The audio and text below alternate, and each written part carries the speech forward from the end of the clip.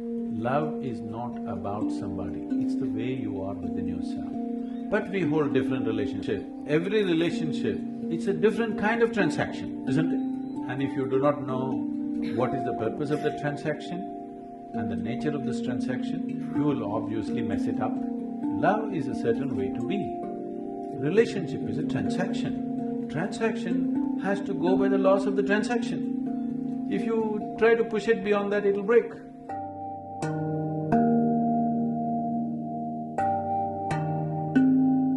I've got two questions, sir.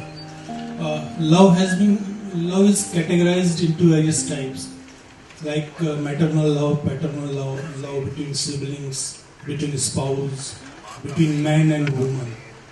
I want to know whether there is any correlation between sex, love and meditation. That is the first question. Second is Shiv and Shakti. Shakti is energy and energy is matter. Can we say it is consciousness, if we can translate it into English, consciousness and matter? Second question, no. It's a complete… there's too much of wrong depiction happening. I don't know if we have the time to look at that, because that's a certain dimension of life which has to be looked at in a certain way. For the first one, there is… see, I think we've already gone through this. See, love is not about somebody, please understand. A relationship is about somebody.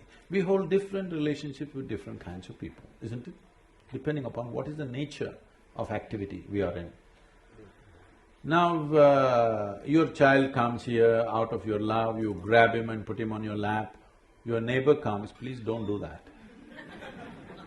But can you love your neighbor equally like this, without grabbing him? Yes or no? So, your mother comes, you go and do this and express your love. Your dog comes, boo boo boo boo boo, you do. Can you love your dog as much as your mother? I'm asking you.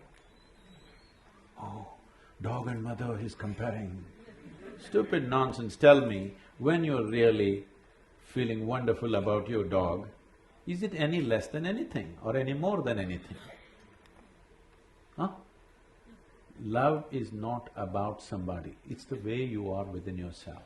But we hold different relationships. Our relationship with the dog is one way, with our mother another way, with our child another way, with a friend another way, with a working relationship it's another way. Relationships are transactions. Transactions have to be managed sensibly. You can't hold same transaction with everybody, polygamy. Why am I being made the poster? Not you, not you, it's a concept.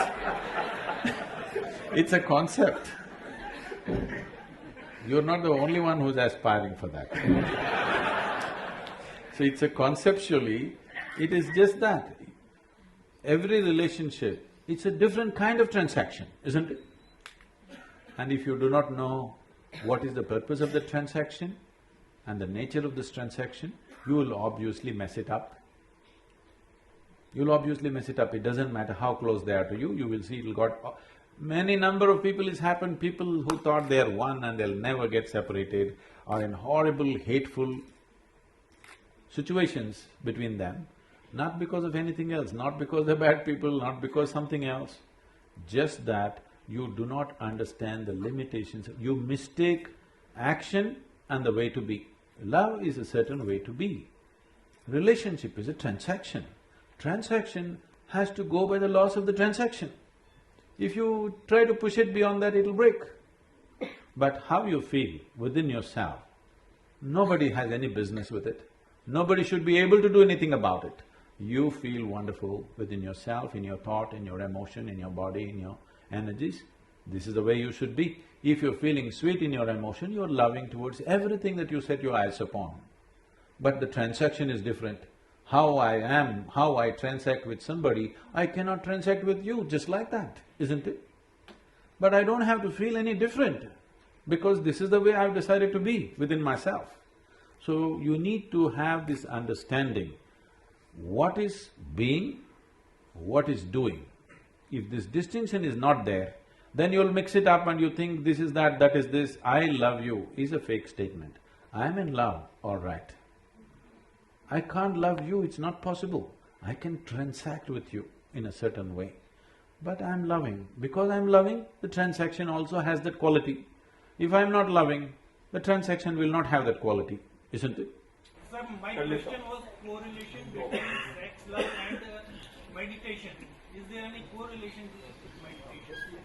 Is there any correlation between sex, love and meditation? I thought we separated sex and love sufficiently. Sexuality means…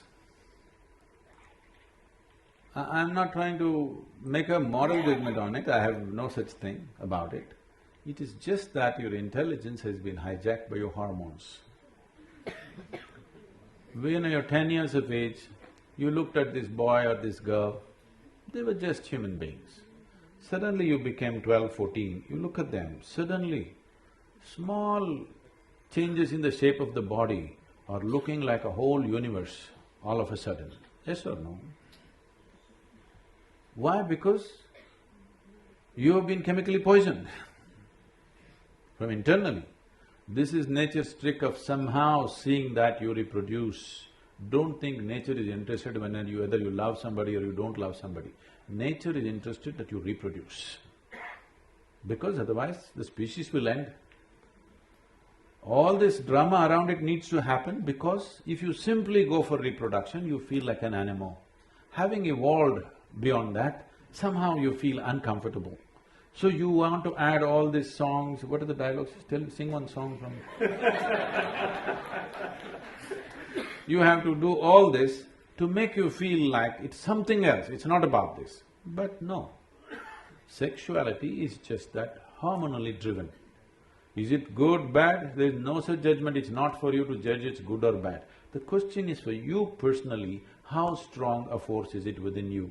Do you want to dedicate your life for that or no? That's something that you have to take a call. How is it connected to meditation? The word meditation in English language doesn't mean anything, actually. That's why everybody uses it. If you close your eyes and sit, in English they will say you're meditating. With eyes closed you can do many things. You can do japa, tapa, dharana, dhyana, samadhi, shunya, any number of things. Or you might have just mastered the art of sleeping in vertical postures. Who knows what you're doing with your eyes closed? Different things you can do. So, if we assume that meditation means dhyan, again the word dhyan is being used too loosely, it is not specific in today's usage, but it has a specific meaning. It means that if you sit here, your body is here, your mind is there, what is you is somewhere else. That means these three identities are separate in your experience. Once these three things are separate, then where is the question of asking the process of the body, the process of the mind, what has it got to do with this? Is there a correlation? No, there isn't. Now, oh, so if I meditate, I can't have sex, if I have sex, I can't meditate. That's not the thing. Meditation is not an act, it's a quality.